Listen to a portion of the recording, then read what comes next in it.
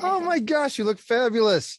Thank you. I love the circles over there. Um, I feel really fortunate to be able to talk to you today, and yeah, really hopefully help get the word out about your experience in life, as well as some of the understanding that you've been able to assemble out of your experiences and the different frameworks of understanding. Um, I I also feel fortunate to have been on, some of the other times when you've talked about some of this understanding, and the longer it's been with me, the more clearly I not only see it, but the more important I realize it is for people to start to understand this experience of life better and in a way that is not going to wreck a bunch of other people's lives. So Well, it's great. Thank you. And thanks for doing this. you are so welcome. Anytime, anytime. So, for wherever you might be, watching this, Facebook, YouTube, or both places, let me make sure you're there. Okay, cool. Wherever you might be seeing this, I'm Joshua Fletcher.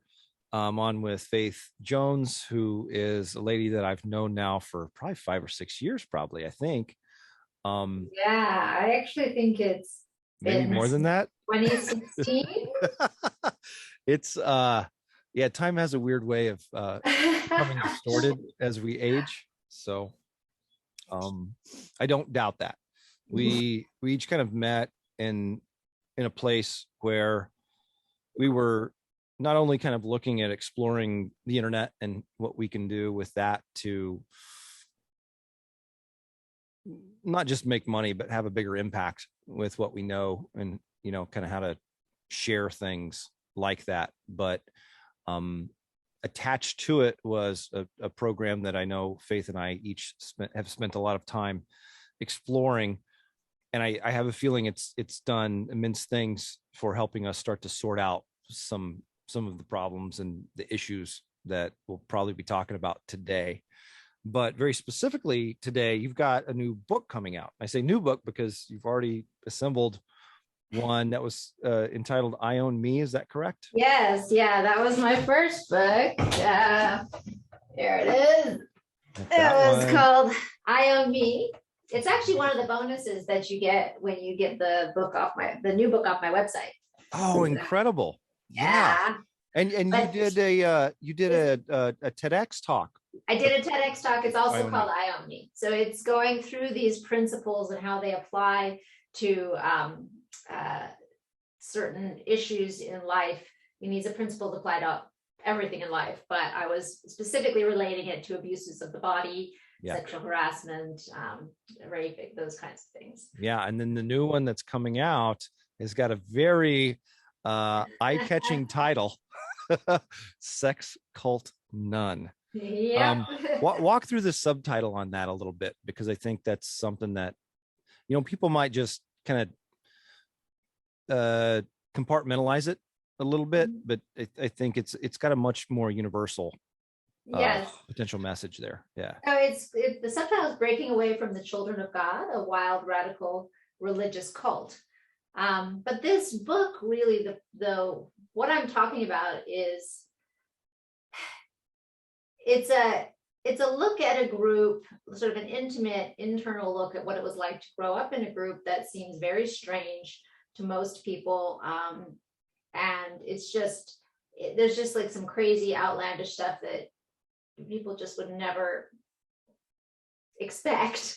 Yeah. But at the same point, a lot of the things that I go through, a lot of the experiences that I have are very relatable, because there are things that we all go through, maybe in different ways, right?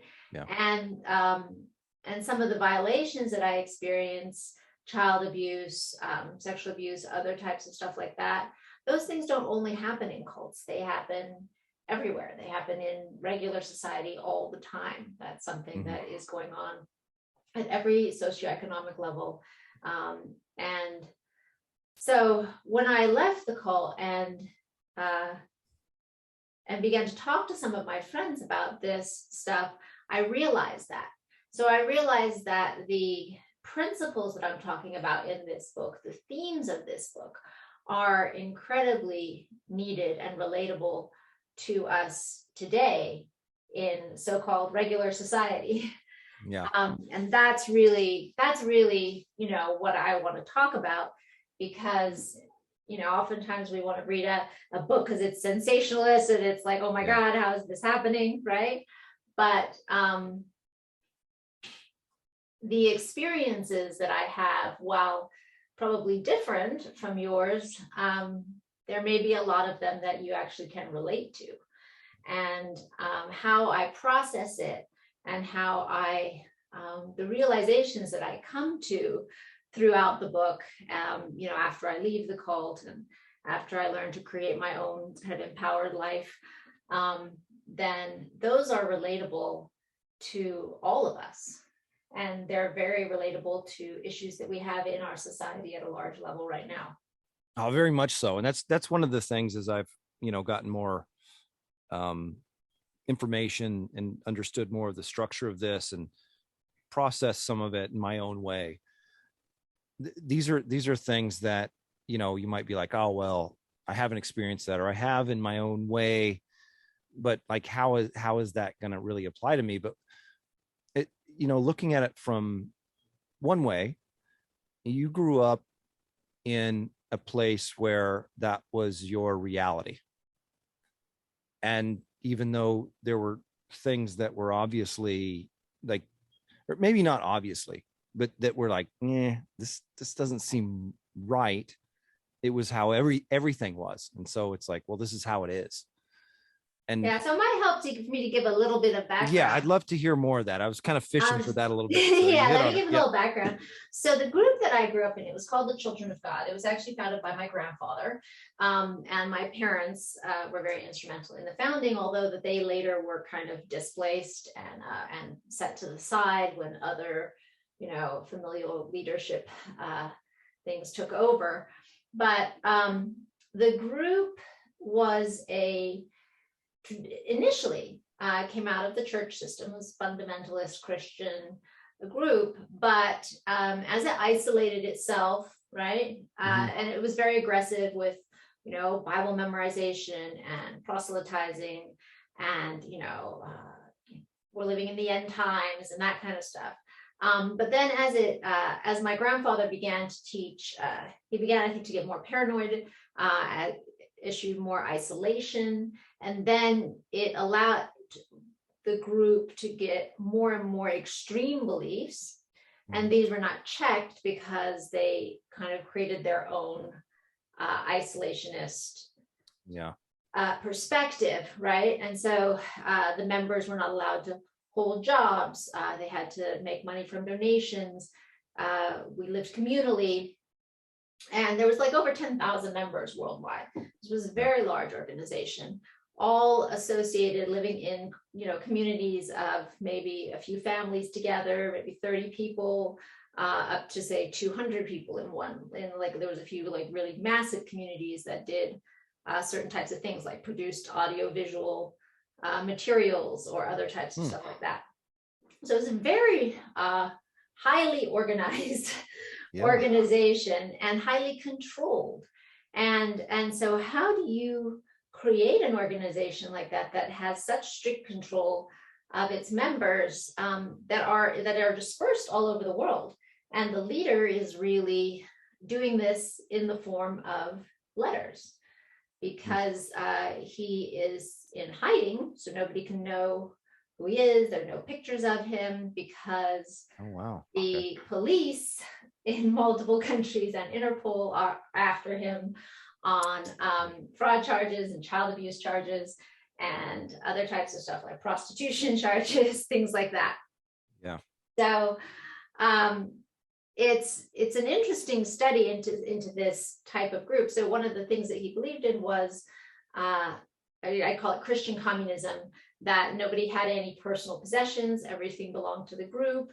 It was very strongly insisted on, right, that we didn't own ourselves, we didn't own our bodies, right? They used the verse from Corinthians, for you're not your own, you're bought with a price, therefore glorify God in your body and in your spirit, which are God's. Now, there's nothing wrong with that verse saying, you want to glorify God and that you should act in line with, godly principles.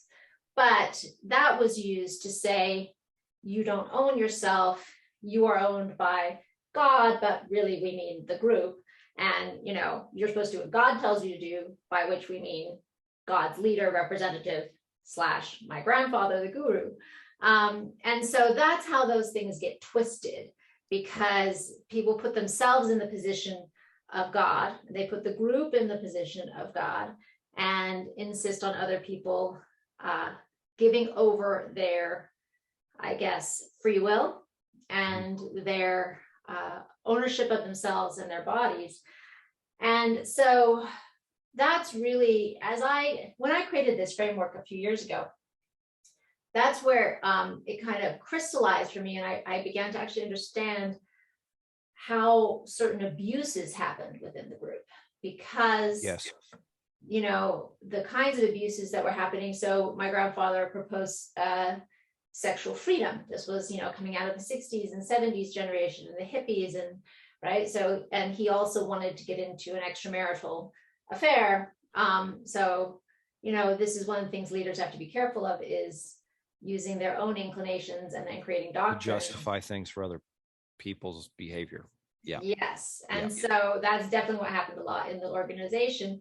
But he created a thing we're saying, sexual freedom, but then that actually became sexual coercion. Women were being coerced into having sex with men they didn't want to, saying that this was their duty to God, and with men outside the group as a way of raising support. There was a concept called flirty fishing, which meant that women were meant to sacrifice their bodies, and there were lots of very graphic cartoon images of naked bare-breasted women on hooks, like with a fisherman and a pole. Like it was very, very overt that women were a sexual bait. And that's kind of what this image on the front refers to. You can see the symbol of womanhood on a hook, right, and being used in that way for exploitation. So that is, and for some time, and there are some instances that I talk about in this book where my grandfather's ideas about sexual freedom and just sort of zero boundaries, he extended that to children and to interactions of adults with children. Now that lasted maybe, I'm trying to think how long, 10 years, 8 years, something like that, where before they banned it, because they were getting a lot of I guess unwanted attention and bad press from the police, right? It's a terrible thing to call it that, but yeah, because members who had left the group or people were complaining about the abuse. And so that practice was eventually ended, but that kind of mentality was still there, right? Like it was, the attitude was, well, this is not wrong, but we can't do it because of this, right? So those are the kinds of things that happened, the belief systems that happened in the group. And of course, people had no money, because any money you raised belonged to the group. And so they had no real way. It was once you were in, it was very hard to leave. Not only the mental coercion, right, but also the emotional and the spiritual coercion and manipulation of everything you're being taught about. This is God's will, and if you leave, you've left God's will and God's family, and harm is going to come to you or to your children, or this kind of thing. And there was also an issue in the group where if say one of the parents wanted to leave the group, they would often they could lose their children.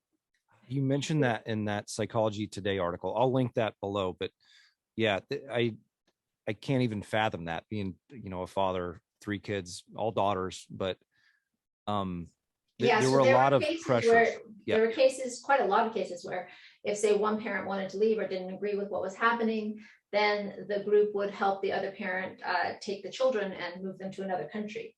And so, some parents lost contact with their children for many, many years for this. So, there was some pretty serious issues and violations. And yet at the same point, it was a group of people who were very idealistic.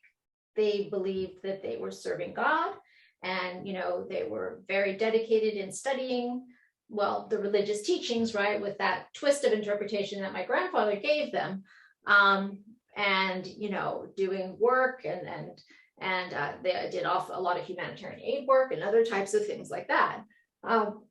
So,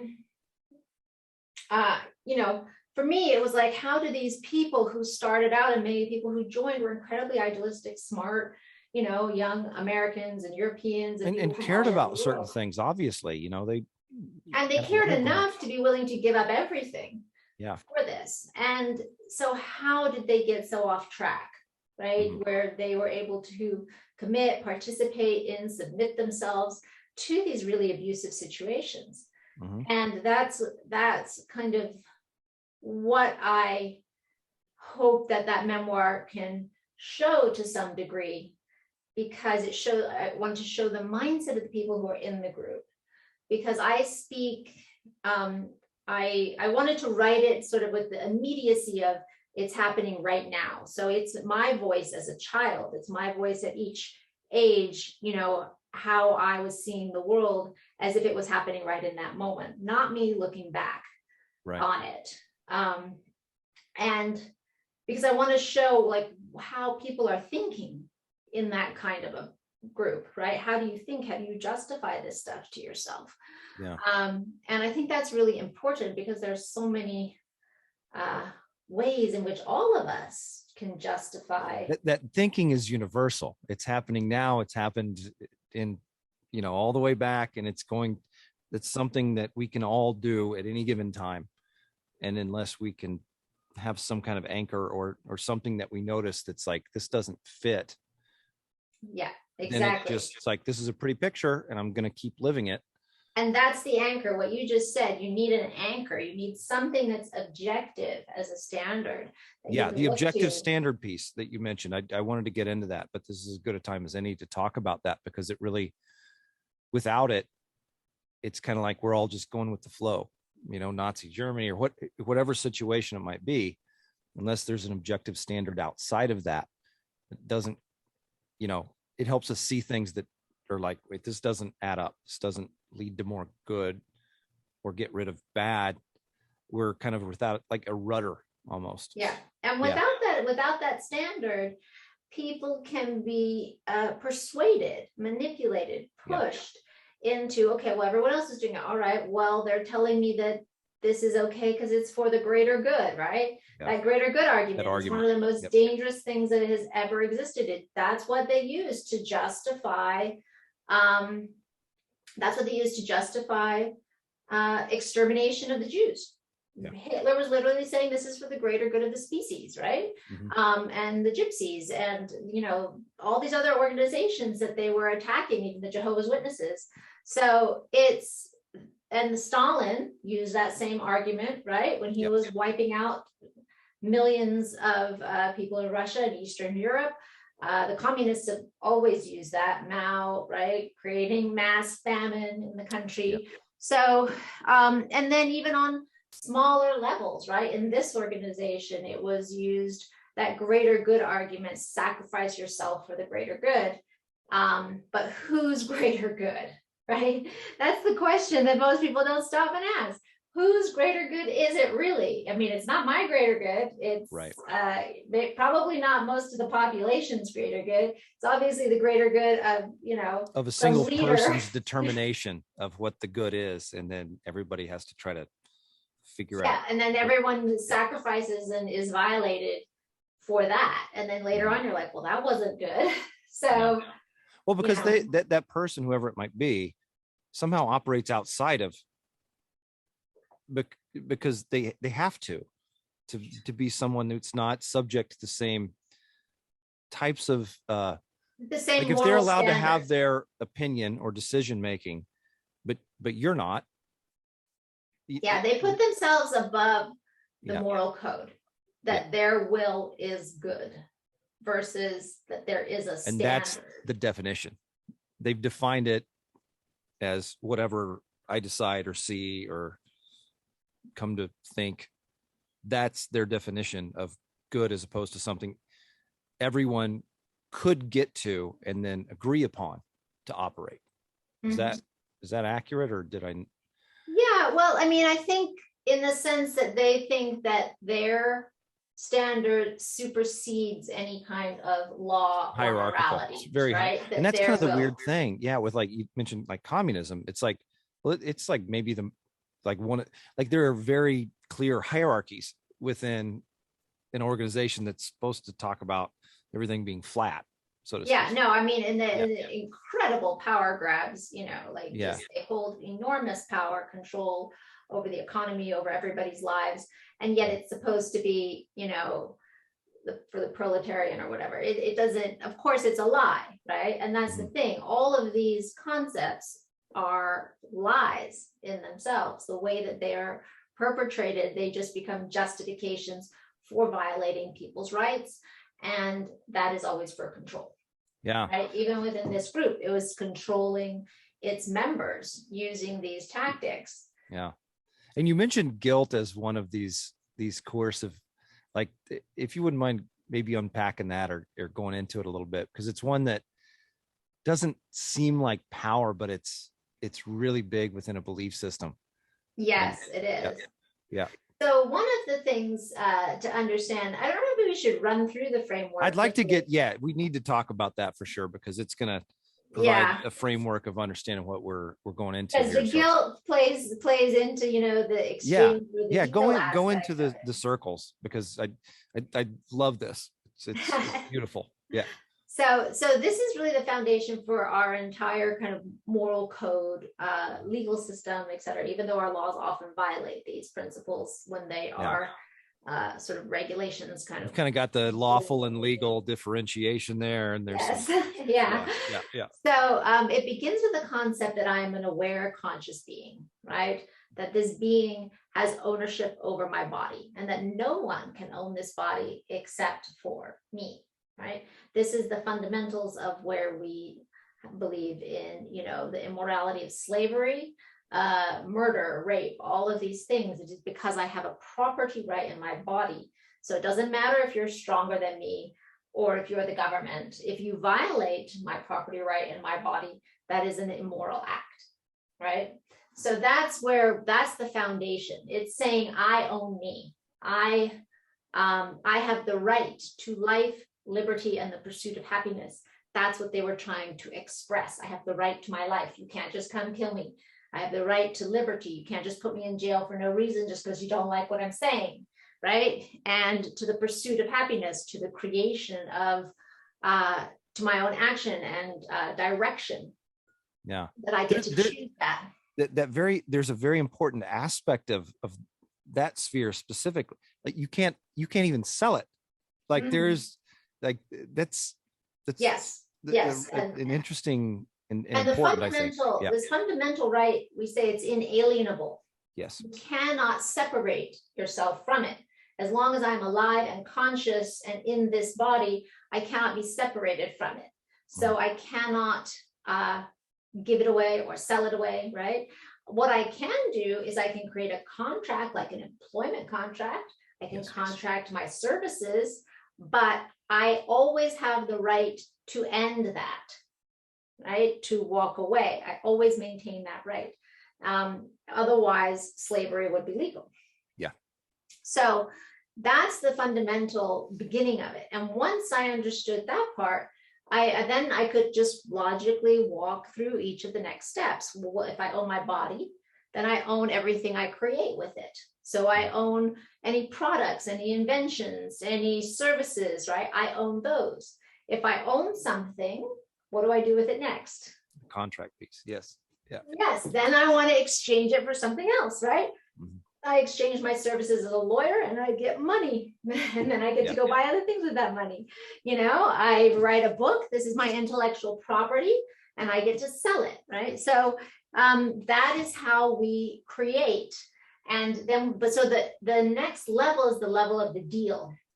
Now, the level of the deal is really the level of relationship and interaction. In fact, this whole thing is, if you were the only one person in the world, it wouldn't matter. You wouldn't need any rules, right?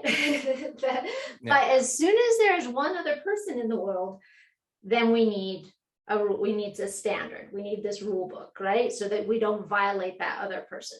Now, exchange relationships, this is the level of contracts and all relationships, personal relationships as well. And when I realized that, it just made things so much more clear. I could see what was happening in this organization. I could see what goes wrong in my own personal relationships, love relationships, right?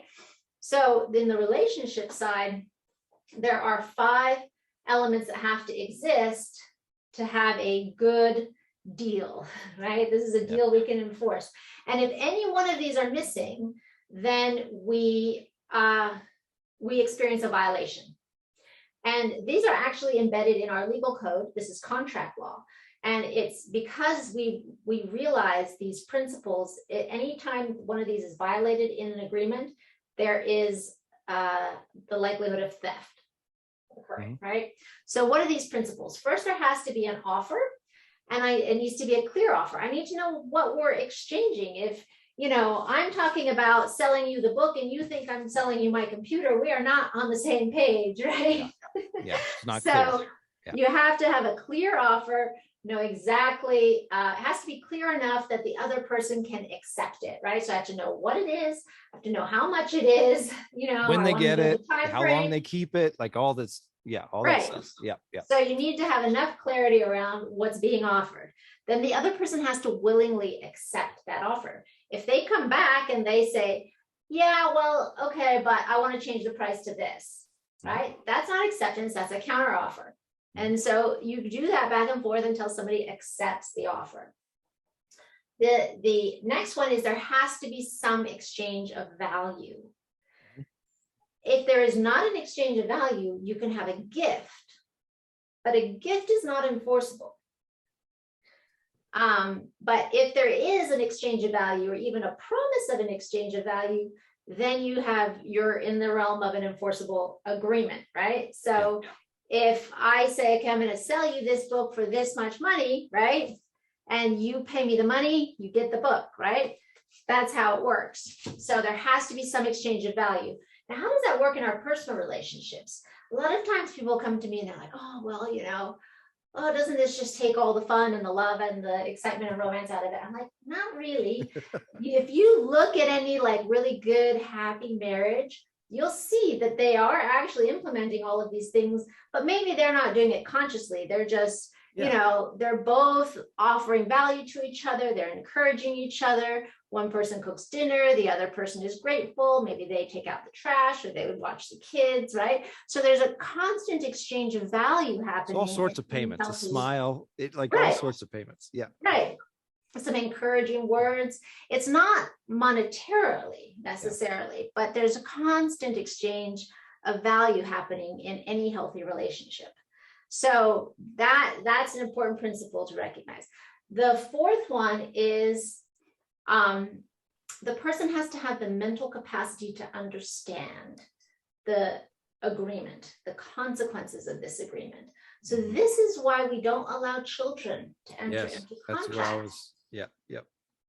Because they don't have the mental capacity to understand what it is they're doing, what they're giving up, what responsibility they're taking on, right? The same is true of maybe an elderly person who has dementia. Right. They get violated all the time, and we think that this is a horrible thing because they're not thinking straight, they don't have their memory correct, and people go in and get them to sign some agreement to do something or to sell them, their gold watch for $1 or whatever it is. Yeah. And we say, well, that shouldn't be enforced because obviously this person is not they don't have the mental capacity to understand what's in their best interest and to create this fair contract. So that's another really important element. And that comes into play when we talk about things like child abuse, which I do talk about. So the fifth element, this is the one you were just talking about, Fletch, which is undue pressure. Yeah. If you apply undue pressure in a deal, in a business deal, we call that blackmail, right? Yeah. So if do you're this or else, it's like the threat of force, the threat of some other thing coming. If you don't agree, there's going to be some other thing that I'm going to somehow enact upon you. Right. So like, for instance, what the spies used to do, they would take naked pictures of people or people in compromising positions, and then they would threaten to release them to the public or their wife or whatever if they didn't do what they wanted. That's a very straightforward. We see that in the movies all the time, right? Applying that kind of pressure to get something else that the person would not normally willingly give. Yeah, coercion of some form. Yeah. We have a term called emotional blackmail, right? That is quite common, and we talk about it in therapy and in things like that, where people try to pressure you emotionally to turn over things or to do certain things that they want you to do. So that's what you're getting to, Fletch, is that concept of guilt, right? Yeah. These things can look a little different when we're talking about a personal relationship versus, say, a business relationship, but the underlying principle is the same. And we recognize that. So what are some ways that we apply undue pressure to people? So what is undue pressure? It's when I'm saying, okay, I'm going to apply a negative pressure to push you to do something I want you to do, which you wouldn't otherwise do. Maybe you don't think it's in your best interest, or it's not something you want to do, but I'm going to apply negative pressure. Could be fear of punishment. It could be guilt, shame, peer pressure. It could be,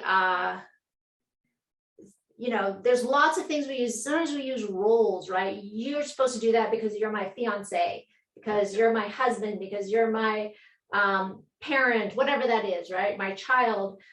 We also use things like God or religion.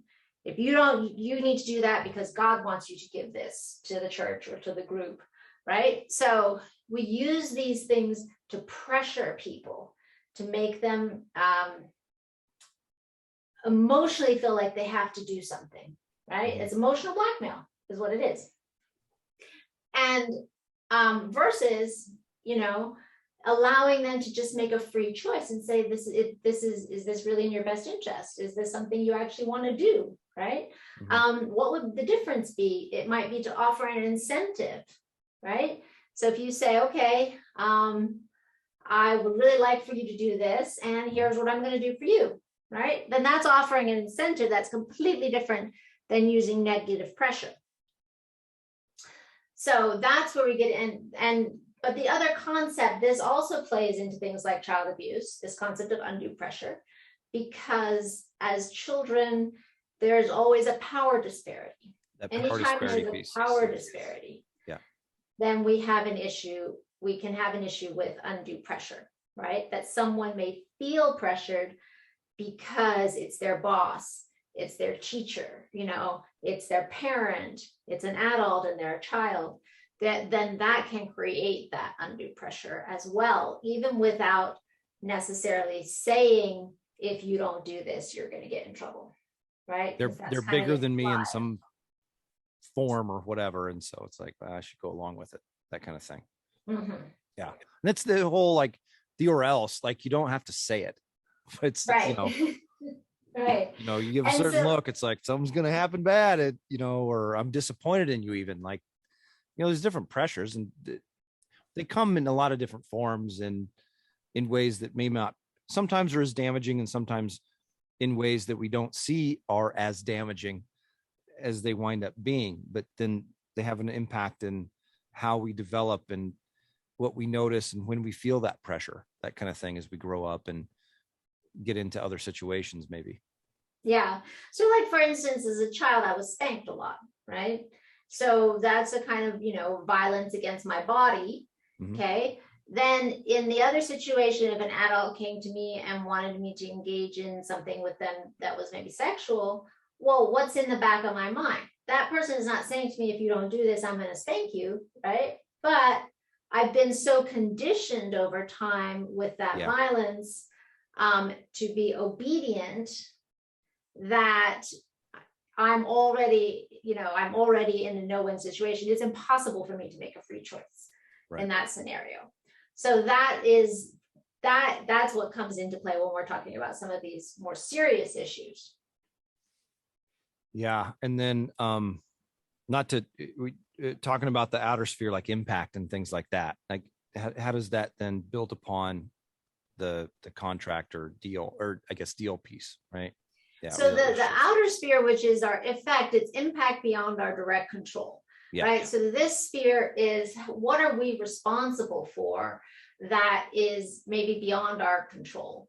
So let's say I started something in motion and it created something. So I'm a leader and I tell my followers to assassinate somebody. I don't pull the trigger, but obviously I'm still responsible for that because we share responsibility. The person who shot them also is responsible, right?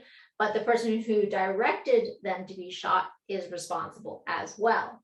So another thing might be product liability, right? So they design a car poorly so that if it gets in a crash, then the fuel tank blows up and there's catastrophic damage and death.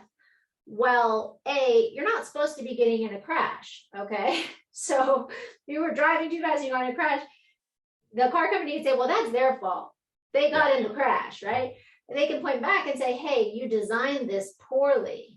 So, and you knew that it had this issue. You knew that if it got hit, the fuel tank was going to explode, and you didn't fix it. So they share the responsibility in those cases. So that's kind of that sort of experience. How much we can't just look and say, well, I created this and you used it wrong. You have to say, foreseeably, if it's kind of easily foreseeable that it could be used wrongly or it could create damage, what kind of safeguards are we putting in place to not have that effect? That's the responsibility side.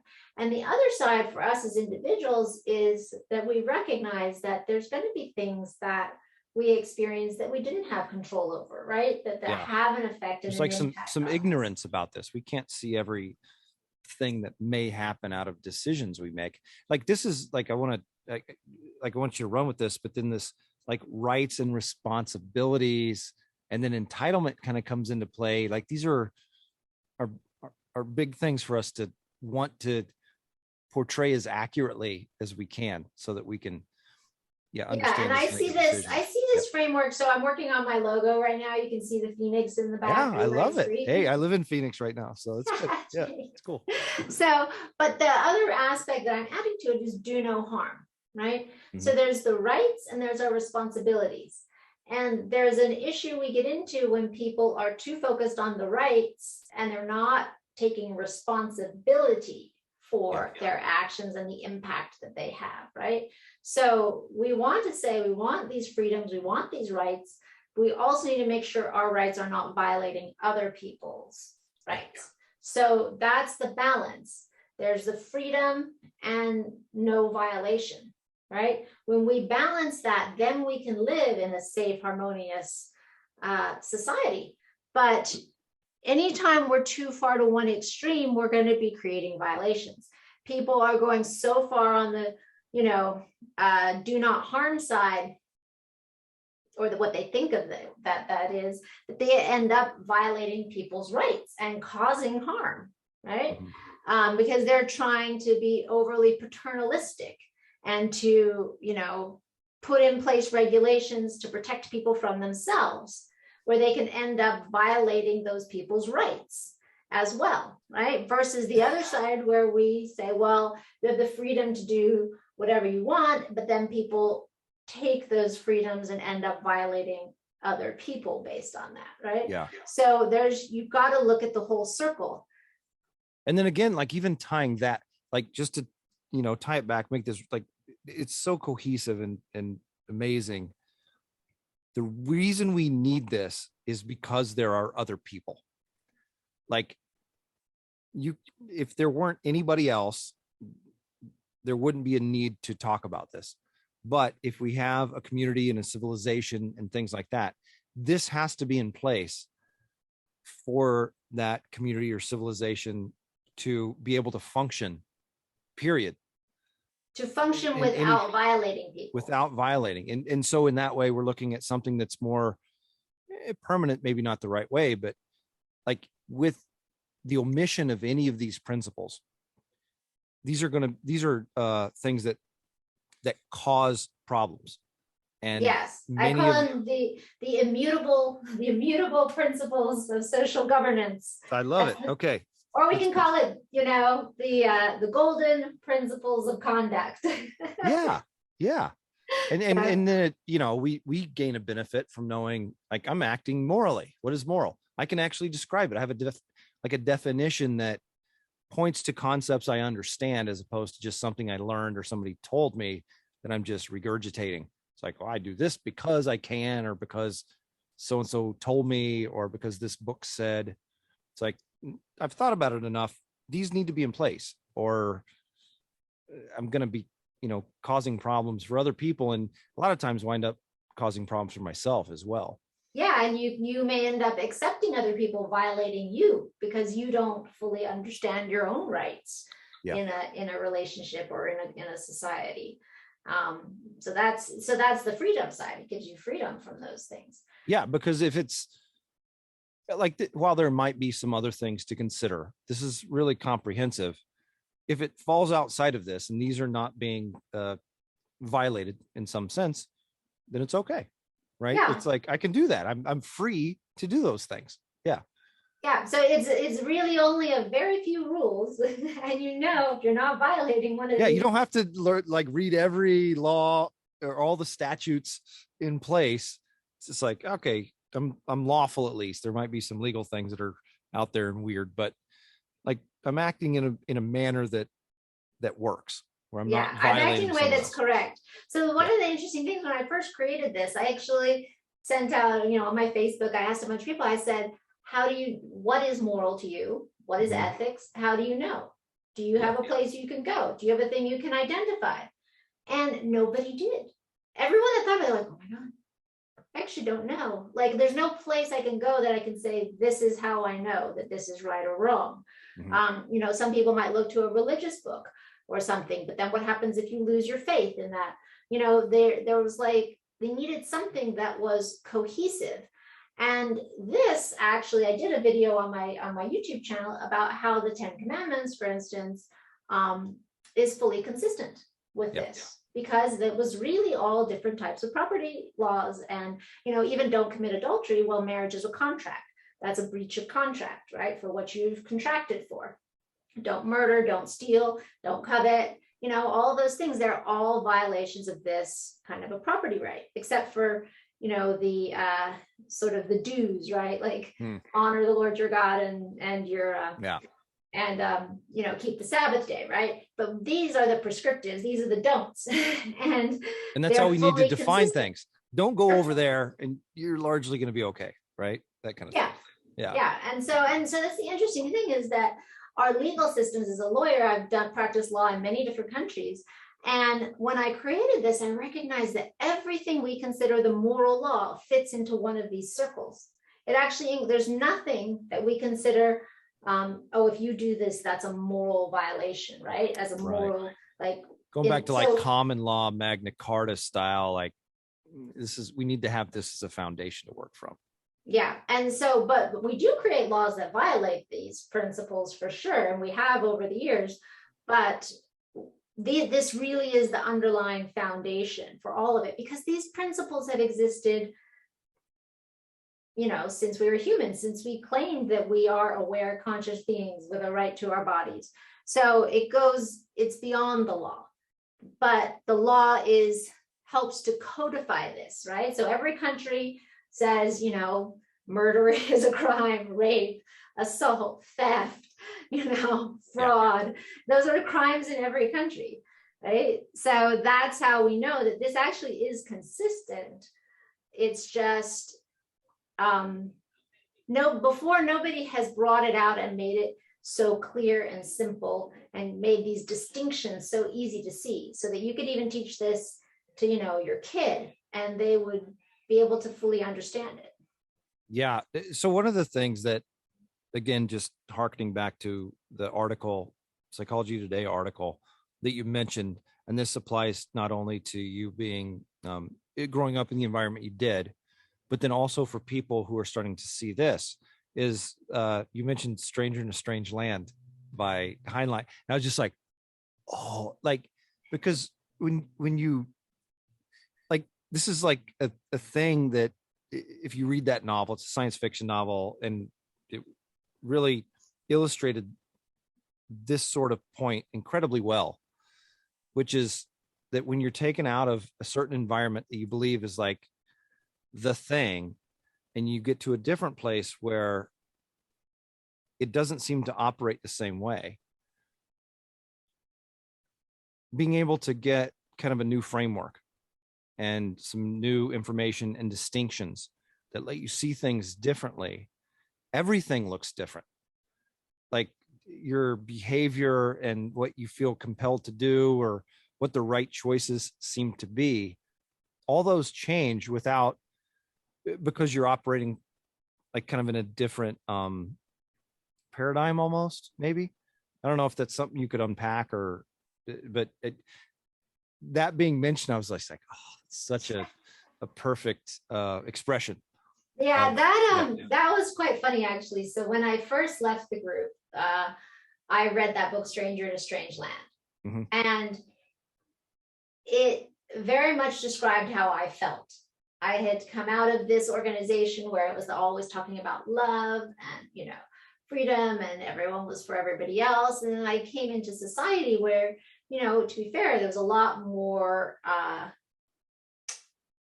of other types of things like backbiting, stealing, people, having to watch your back for different things like that, right? Which didn't really exist in that group because, of the way it was set up. There were other abuses, but not those, right? So coming into regular society was a bit of a shock for me. And I was quite naive. But so I felt like, wow, I get, what this guy is. Then about many years later, I reread that book. And I just had a completely different view of it because I had learned, I had written this, I had understood all of the, violations that happened. And I saw that book and I was like, wow, it's weird because I don't know if my grandfather read it, but the way the family was designed was, had a lot of similarities with that church described in the group, that Martian church. Yeah.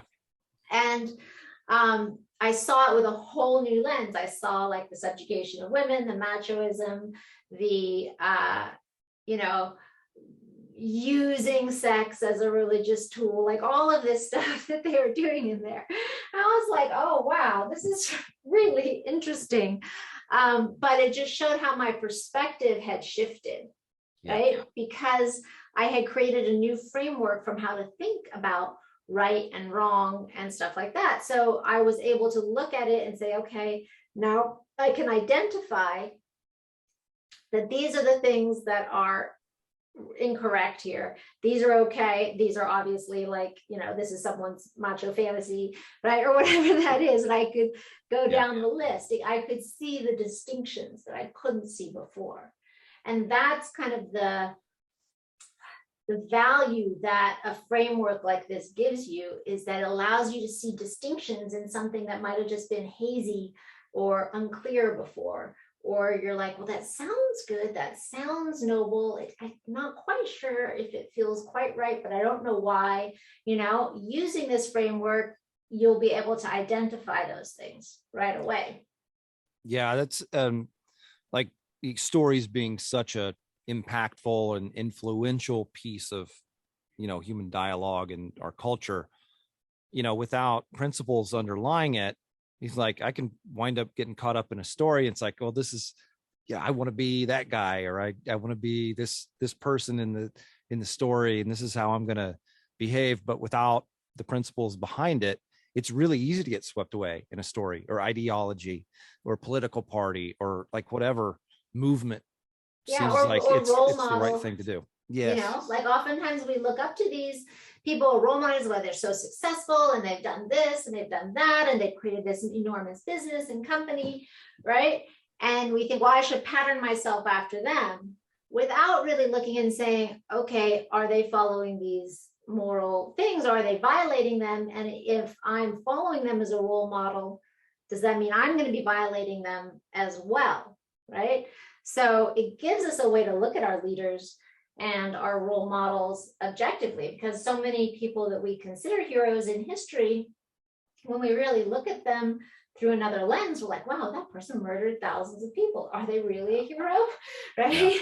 So, or, you know, well, that person was, you know, going around and, you know, sexually harassing all these women or raping them or whatever. Like, you know, it starts to change our ideas of who are the heroes, right? And what does that mean? And is that hero really ideologically like still a hero? Maybe they did some really good stuff, but you know, Hitler loved dogs, you know, and it's like kind of like operating from these principles. I wind up having less heroes. Yes. I have things that I have ideas and I have things that I want to accomplish, and certain people do them, but they also wind up doing a bunch of bad stuff. It's like, I don't have to hold that person on a pedestal, but I might be able to pick apart some of the things they did that were good, but I don't have to live like them, because I might wind up enacting a whole bunch of, you know, bad, evil, whatever you want to call it, on other folks. Exactly. And even within any organization, we can look at it and say that, right? Like we can say, these are principles that I agree with because of this, and these are principles I don't agree with, right? So even within the family and the Children of God, the organization I grew up in, there was quite a lot of principles that people believed or followed that most everyone here would be like, oh, well, of course, that's good. You know, eat healthy, get your exercise. And they may have even done better than almost everybody else. Yeah. But, you know, but there was that, you know, when there's the lie in there as well, that's creating all of these abuses, that this allows you to not have to just say, I've got to swallow the whole lump together. I need to take, you know, that saying, take the good with the bad, right? Bullshit. Oh, yeah, bullshit. That is no. I love it. Yes. A big no on that one. Okay. Yeah. So that's where you get into the kind of trouble that we had in this group and that we see all over. No, you want to distinguish the good from the bad. And you can use it by using these principles. And once you've distinguished them, you can say, okay, this is good. I see this. This one, though, is a violation. So I'm not taking that one, right? You can do that with your leaders. You can do that with your groups. You can do that with your religion, you know. You can do that with yourself to some degree. It's like, yeah, there's some things I want to leave behind. I clearly see this isn't serving me now. This is something I don't want to just say is me because that's how I am. I'm still me, but I'm not going to adhere to that or believe that any longer, because I can clearly see it's either it's wrong in one way or another, whether it's completely false or it's just not going to continue to create more good in my life. It's really self-helpish, but that point you talked about, like you need to be able to separate the good from the bad. It's not just take it or leave it kind of thing. Right. And so, like, for instance, you think about using these principles in your marketing, right? Like, are you telling people the truth in your marketing, or are you lying to them to get a sale, right? Are you being accurate? Or, you know, you may be offering incentives. No problem with that. But if you're saying that this thing does something it doesn't do, then that's false advertising, right? Mm-hmm. So these principles apply to every aspect of our business. Are we following through with our contracts? Are we keeping our word, right? So that's when you say somebody has integrity, right? And there's an interesting thing. I was looking at this. Integrity, they've done a number of studies. If you go online, you can look them up. And it's shown that integrity actually really benefits the bottom line. If customers perceive that the business has integrity, they are much more likely, or the employees have integrity, they are much more likely to refer other people and other business to you and to keep coming back. So they have demonstrated that integrity actually has a very significant impact on your bottom line. So as a business person, think about, how am I demonstrating integrity? How am I demonstrating that I'm following these principles, that I'm respecting people's privacy, right? Their right to privacy in their information, in their data, asking them before I use things in certain ways, right? I have to actually get that permission. So all of those things apply from these principles. Yeah, that's one of the things I love about truth, and truth just being as close as we can, our mental framework allows us to represent, an objective reality. We want to be as close to that as possible. Like, the closer we are to that, of our mental framework matching accurately, matching reality, the better off we're going to be, and in ways that we've not even considered before. And it's I love that you brought that up. And like the business cases, the relationship cases, these are not just, the book obviously is about, memoir, like your story, but there are so many things that come out of it that could be applied, whether you've gone through that or people who have. Most likely you probably have certain aspects of it, at least understanding it more properly and being able to then rectify whatever difference there is in the way you behave with objective reality, which we can't necessarily always know, but we have a representation of it. You're going to be better off. Yeah, the more accurate you get your rules, distinctions. Yeah. And I just, like, when you really look at these, I don't think there's any place that we can say that it's okay to violate them, right? Is there any time it's like okay to rape somebody, or okay to steal someone's stuff, right?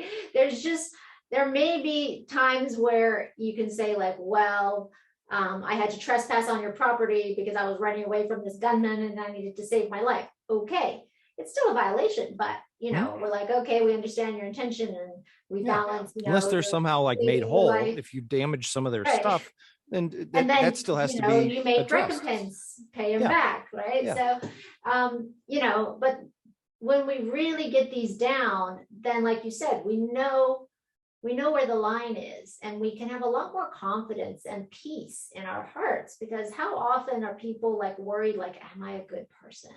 Or these kinds of thoughts that come to us. When we really understand this, you can be like, okay, I know I'm not violating any of these, so I can be okay on that level. Right? Yeah. I'm fine here. I've hit the baseline. And then a thought that, like, so many people have in different ways, like, oh, I should be doing more. Like the whole should. It's like, well, this is the should. Could you be doing more? Maybe. But if you're doing something that's not copacetic with this stuff, you need to address that. But like doing more, if these are handled, then it doesn't feel the same way to us, right? The more it's optional. Yeah. Everything else is optional. Yes. And the more it may increase your own happiness and well-being. Sure. Right? But it's optional. It's optional. So. I love it. Had some other notes here. I think we've talked almost about everything that I wanted to make sure. Well, I wanted to talk a little bit about the book and a little bit about the bonuses. Please do.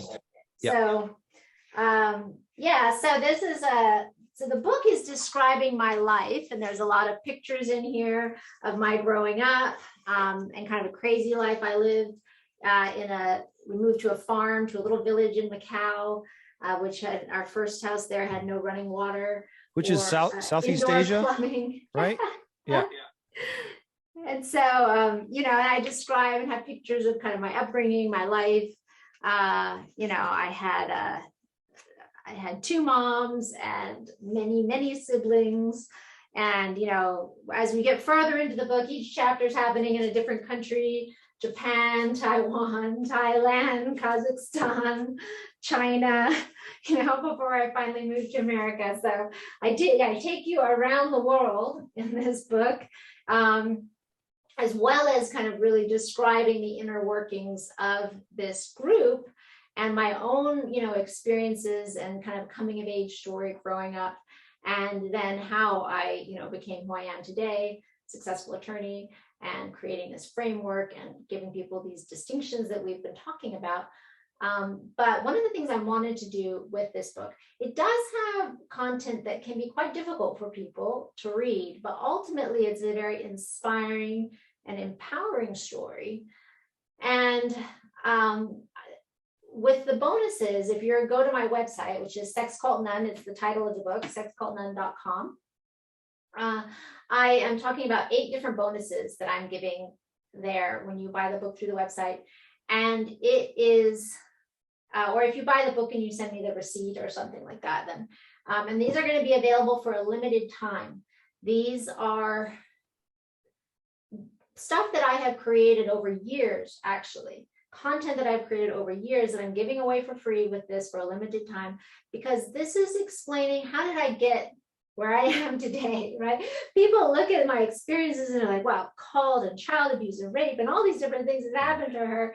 And like, how is she like happy and normal and well, semi-normal, right? And functional and like creating a good life for herself, successful. And so that's what I wanted to share with people. What are the principles? How do I think? What are some of the healing processes that I've found to be the most helpful? And so that's like the book, I Own Me book, right? I describe, it's targeted for women. So, if you're a man, don't, be annoyed by that. But if you did experience abuse, even as a man, these healing principles are incredibly powerful and helpful. There's healing exercises in it. And you just can apply that to yourself.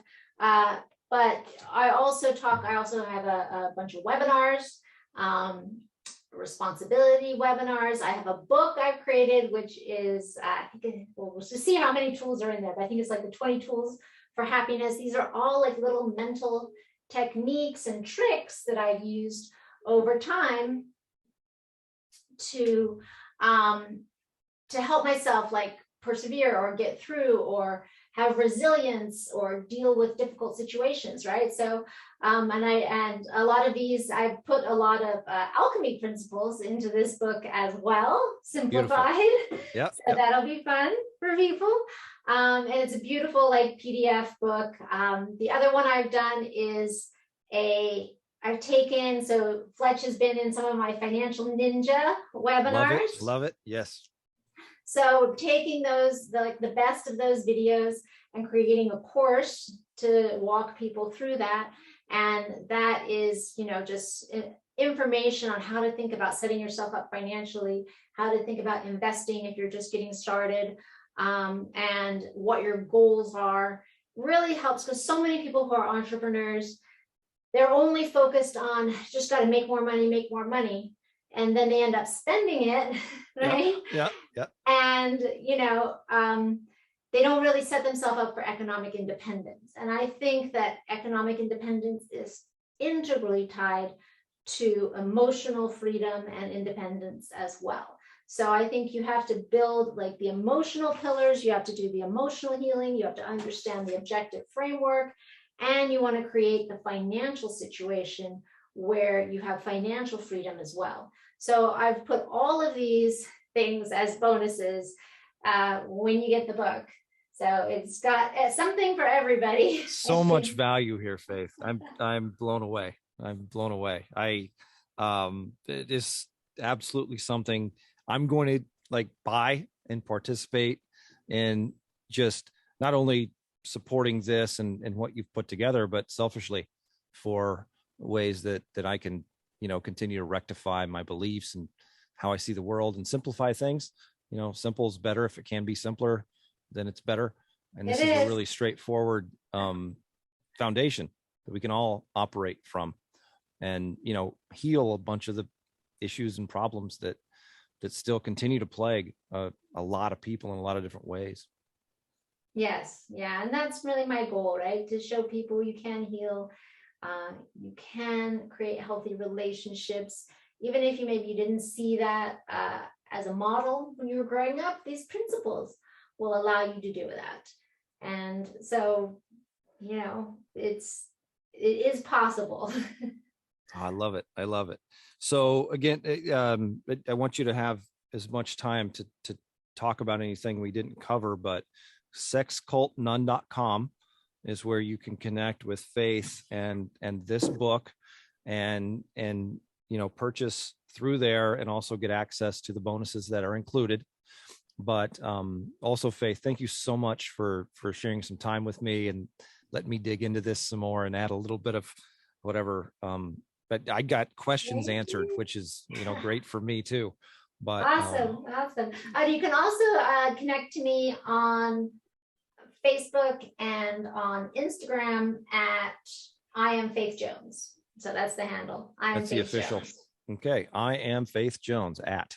Yeah, I love it. Okay, cool. Okay. Yeah, but jump in and buy the book as soon as you can. The official release date is going to be November 30th, but you definitely want to pre-buy it because I'm only giving away these free bonuses for a limited time. So make sure you get it. And I can assure you want right those. Away. There's some amazing stuff that I've seen Faith come up with that I've benefited from immensely. So yeah, I'm going to be doing that right now. So awesome. Thank you, Fletch. Hey, thank you. Thank you, Fletch, for supporting this important work and for supporting me and for helping me to get this out to all of you. I know Fletch does this because he has just such a heart for people and loves helping people and wants to get out these kinds of tools that can help each of you make your lives happier, better, more successful, right? And your businesses, it's all tied together. So. I try. I'm glad this is black and white for me because I'm blushing a little bit, but thanks for those kind words. I try. Yeah. All right, everybody, we're going to wrap up here. Make sure you head over to that website and jump in on these bonuses because they're going to be definitely worth jumping in early on. But read that book, get in and understand this framework because it holds the promise of really changing the way you see things and the results of your choices and actions in life. So and share it because the more we can get people on board with really understanding these, I hope that we can create real positive change in society in how we fashion our laws, governments, how we teach our children. So make sure you share it. Absolutely. Where you catch this video, there'll be a share button. Share it to your stuff. I'm going to be doing the same thing. So all right. Thank you. We'll see you soon. Thanks. See you soon. Bye, everybody. Bye.